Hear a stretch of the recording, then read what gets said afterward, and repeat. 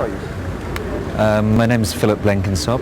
I'm based in Bangkok. I'm a photographer with l'Agence Vue. And I'm here in Perpignan with an exhibition of work from Nepal,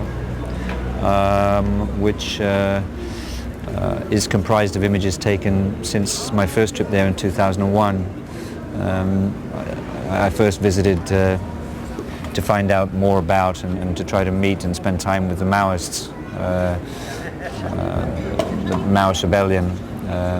And since then I've been going back, I don't know, probably 7 or 8 times now. So the work that's here is a selection of images taken from various trips in the last 5 or 6 years. Yeah, these are from a trip just a couple of weeks ago now, with the NPA, New People's Army in the Philippines, communist guerrillas. And this is their cultural team explaining how they rose to fight the oppressors and how the people will win in the end. It was a very interesting and a fascinating week actually with them. This young girl, Gigi, this is Gigi with her fiancé. Their unification has been approved by the party, and they plan to marry within the month. Here is Gigi again. I love the way she holds this Uzi, and obviously it's very sensual. And the Nepal work that I'm here with, it's really quite a. It runs time frame wise, if you like. It's the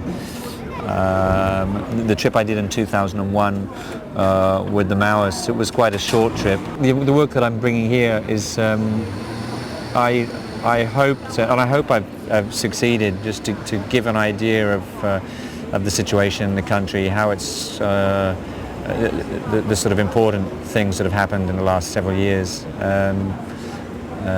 Beginning obviously with the Maoists and the massacre of the royal family in 2001. And that was an incredible time. There's 2 or 3 days of incredible outpouring of grief. People were completely in disbelief at the events, and very suspicious of the announcement that in actual fact it was the Crown Prince Dipendra who was responsible for killing his family. So that was an incredible time to be in Nepal, in Kathmandu, and I felt very privileged to have been there and to have been able to share that experience and to see just the reactions.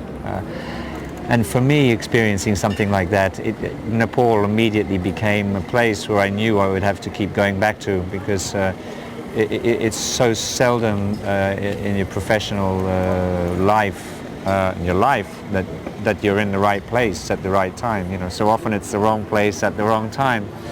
So there was never a question that from that moment on, I think that I wouldn't be going back there a lot. And I think with witnessing something like that, there's a great responsibility, a professional responsibility and a personal responsibility to the people that you've shared or the experiences that you've witnessed. So I've been going back again for as often as I can when things happen.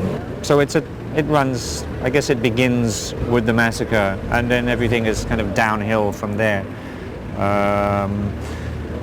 There are excursions with the Maoists, of course. I touch on the Royal Nepali Army and their recruitment of women for the first time. And then, of course, the victims, usually civilian victims that you have in any situation like this. A little story of Sunita, which is, someone asked me, you know, do I have a favorite picture from this exhibition? And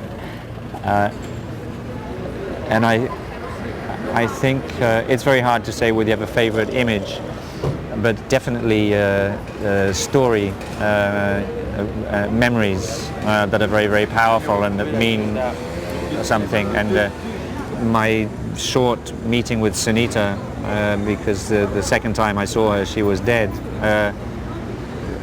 is something that will be with me for a long, long time.